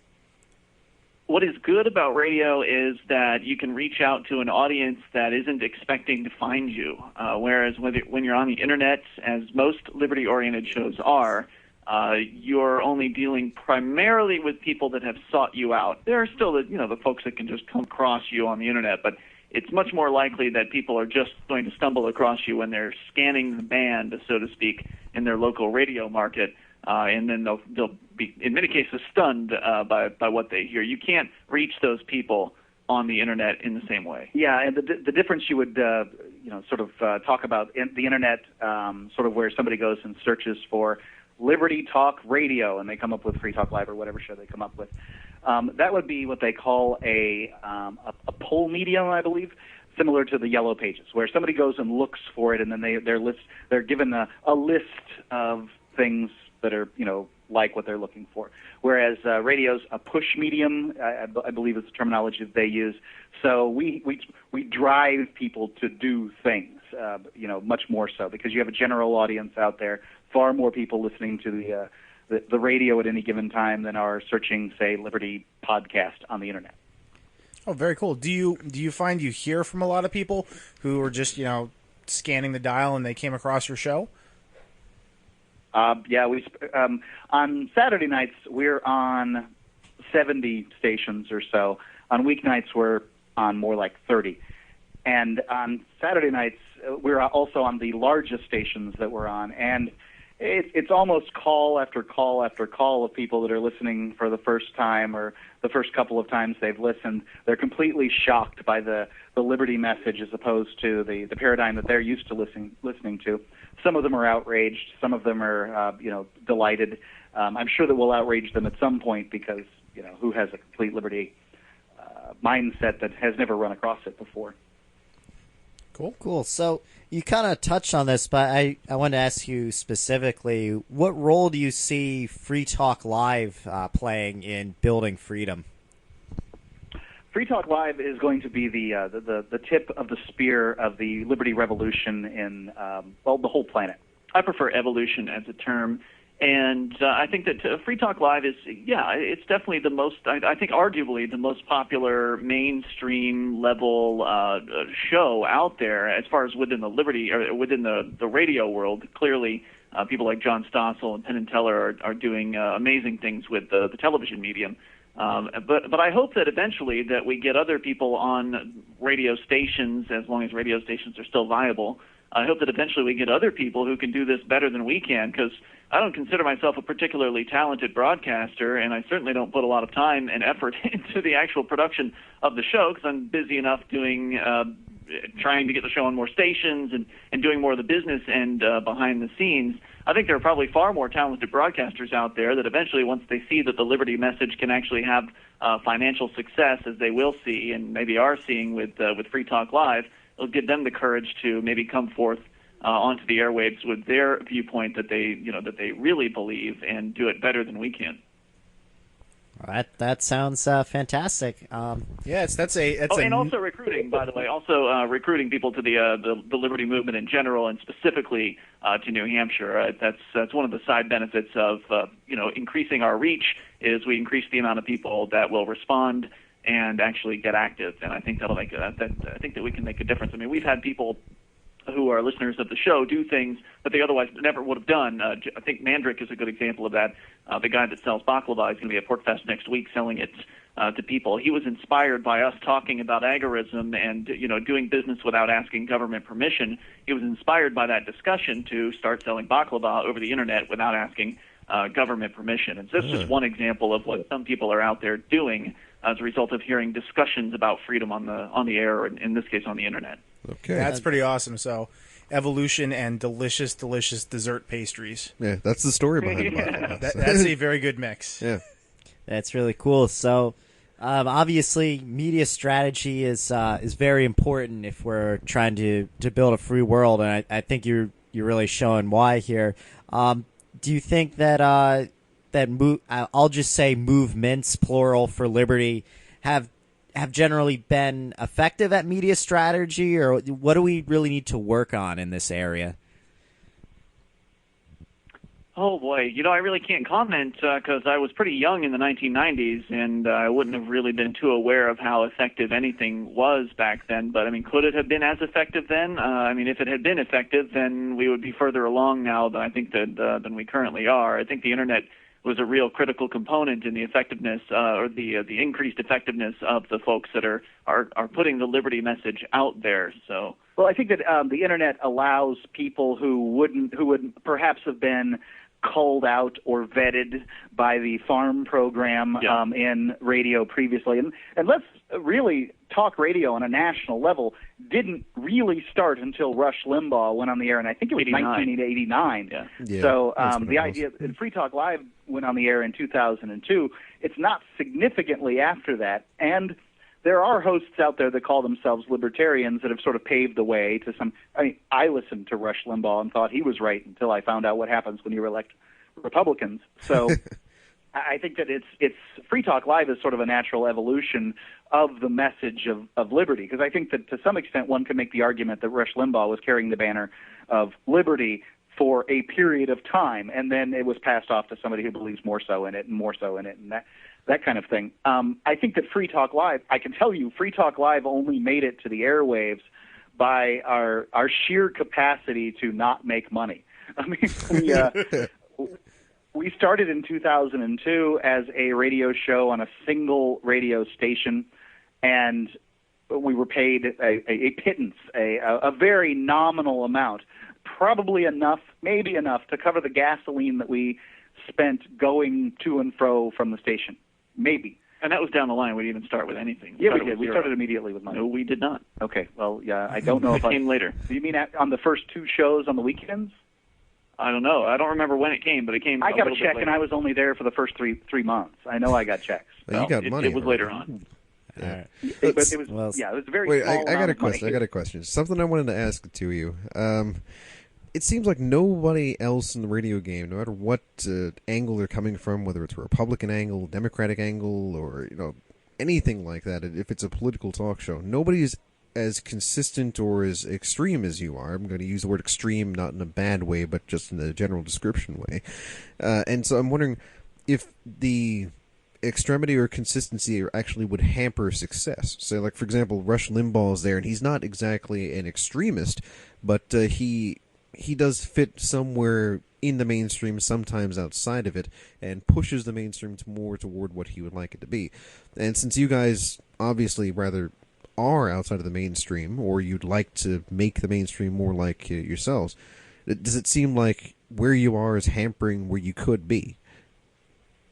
I think that I would. I'd say yes and no is really the answer. I can't tell you what what life would be like if this was a Republican talk show. But I can tell you there's a huge amount of competition in that arena. So if we're going to fill the nights with the evenings with Republican talk, which when we sort of started, I mean, we weren't too far off of that mark. Ian was a libertarian, but he wasn't liberty oriented in the same way he is now. I was probably pretty much a Republican with kind of the fiscal conservative leanings. But I don't know where that show would fit into the lineup of shows offered. It'd be just another Rush clone. It would be just another Rush clone. So we offer something different, clone or something like that. But that the difference doesn't fit into a particular station's format. So we're on both conservative stations and progressive stations or whatever terminology you want. So it could be a benefit. It could be a net benefit. It could be a net detriment. And I couldn't honestly tell you the difference. But I'm sure there's only one show that would be true to who we really are, and that's doing a show that we do. Right. So any other show would be a show of us pandering to an audience that we believe is who we need to pander to. And I think that when you look at talk radio audiences, a successful talk station, if you've got a 5 share, which means that in the business, that means that 5% of the people that are listening to the radio at any given point in time are listening to your show. If a station has, if the station has a 5 share, that's generally considered pretty good, right, Mark? A 5 share, pretty good in a big market. In a big market. Yeah, I mean, if you've got a 10 share, then you're whipping ass. Yeah, if you're if you're in a smaller market, a 5 share is it's miserable. Right. So but you probably wouldn't pay for the book to know. So I mean, really, the question is, do you want to pander to that 5% of the people that are really into conservative talk radio, or do you want to see if you can put a message out there that's true to your heart and true to your belief system, and see who that resonates with? And I think that really touches on the key. Ian's touched on a key to it. Is the liberty message is a message of peace, personal responsibility. Embracing, all diversity and all these things. And if you properly phrase what liberty is about, instead of, I can use cuss words, right? Yeah. Yep. Yes. Feel free. Okay. Yeah. Fuck the old people. They can fend for themselves, or screw the guy who was born without legs. If you don't take that tack, but you take a tack where the liberty message is totally inclusive. So if you can take that inclusive of everything with people who want to use violence on other people to get what they want, if you can take that tack and properly phrase things, then you could really bring people on board with the ideas of liberty, because the Republicans and the Democrats simply can't do that. Okay, so what else have you really found to be effective in communicating the message of liberty? You mentioned this idea of inclusiveness and not being taking the harshest tack possible. But what else have you really found to be effective in just getting people to inspired to be involved? I think it depends on who you're talking with. I mean, if you're coming from a position of compassion, that's going to resonate more with somebody who might consider themselves a liberal. If you're coming from a position of saving money, then that might resonate with a conservative. So I think you just have to put the message out there. I think it's important to stay on the compassionate side in general, but you just have to put the message out there, and then depending on who you're speaking with, adjust slightly how you're communicating with them. And I think the Advocates for Self-Government are a really great organization at helping people perfect their communication. And I don't consider myself, good necessarily. I'm practiced. I mean, I'm better than I was a decade ago, but I still have problems and I make mistakes. And really, I think the most important thing is the effort and the consistency of getting out there and when you are wrong or when you make a mistake, correcting yourself on the air and being a real person. That's another thing that they told us when we started in the business. They sat us down and all right, well, here are the rules about talk radio. And of course, as usual, when someone gives me rules, I take the ones I like and chuck the rest. And one of the rules was you're always right all the time. And if you are wrong, then you pretend like you're right, or it was just nonsense. I mean, basically the rule was you're not a real person, and you're not allowed to be wrong. You're not allowed to change your mind, and it was crazy to me. And I couldn't be anyone else other than who I really am on the air. And I think there are a lot of talk show hosts that aren't really who they really are. I don't know. I'm just speculating there. I think that there are some talk show hosts that are doing what they think will make them money or doing what they think will keep them employed. And we're not employed by anybody, which is a really nice position to be in. Yes, it is.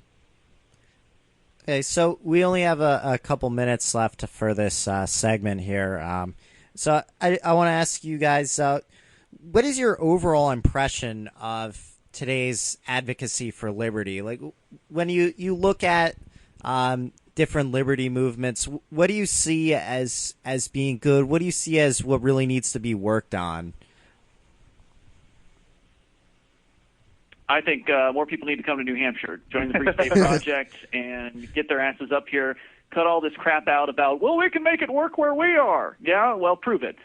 Because I haven't seen any evidence that anything's really working as far as advancing liberty beyond the idea of concentrating activism in one place. And it's frustrating for me hearing people say that, we can have liberty in California. Maybe you can, but it's not going to be in my lifetime. At least I don't think so. Yeah, I think a lot of I do get frustrated by the idea of people, the people that say things like, well, let's have 50 Free State projects. Okay, well, have fun over there where you are. Well, it's people that haven't made enough mistakes, and they haven't, and they don't want to listen to the people who have made mistakes, and that's just how it is, right? I mean, people that haven't had the experience are unlikely to actually listen to others who have had the experiences at failing within the system and that sort of thing.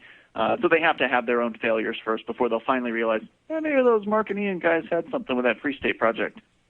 And a personal pet peeve is book writing. It seems like libertarians love to write books, and I just don't know how many people they're honestly reaching. It seems like the libertarian books are read by libertarians, and they don't get very far. So it's a personal pet peeve of mine that maybe. So you want to see more television, more radio productions? They're much more push mediums. They're catching people that wouldn't otherwise be consuming it. Yeah, I mean, do books go viral? I mean, I guess there are still bestsellers, right? But when was the last libertarian bestseller? You could always walk around with a wheelbarrow full of your self-published book and throw it at people. I mean, then it would really become a push medium. People would be like, I got hit by this book today.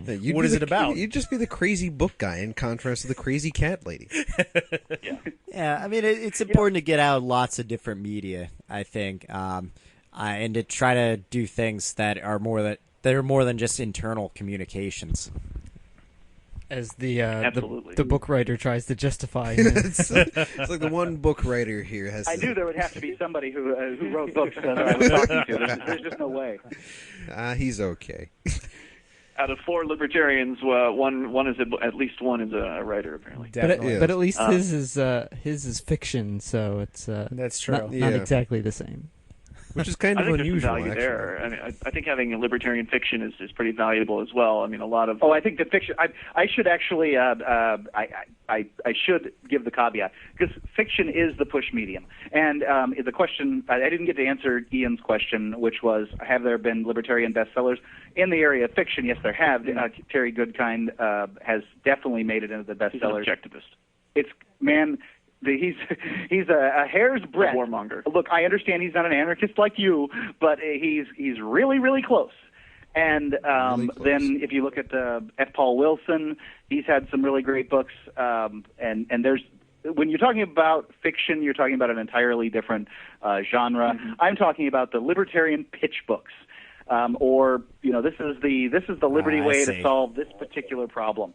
That said, I'm thinking about buying a case of Dr. Mary Ruwart's Healing Our World. It's the book that I think you can throw at people and have a certain level of success.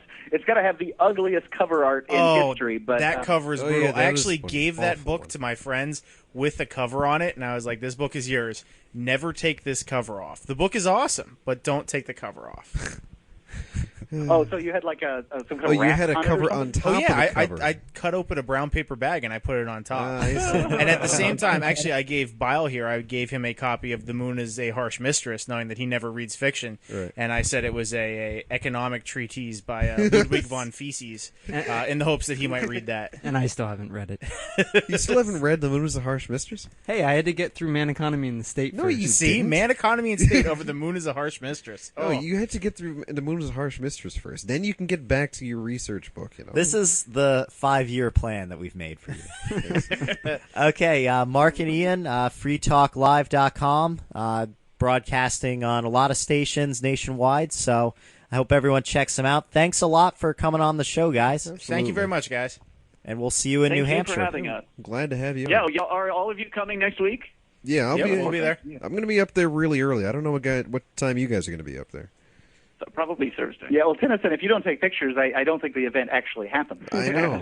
It's how do you prove it if you didn't have a picture exactly? So I'll be up there probably around Monday. So I'll be there earlier than everybody else. A little time to call them out before it actually happens. So I'll see you guys when Great. you come It'll up. be a good time. Yeah. See you then. All right. Bye. Bye.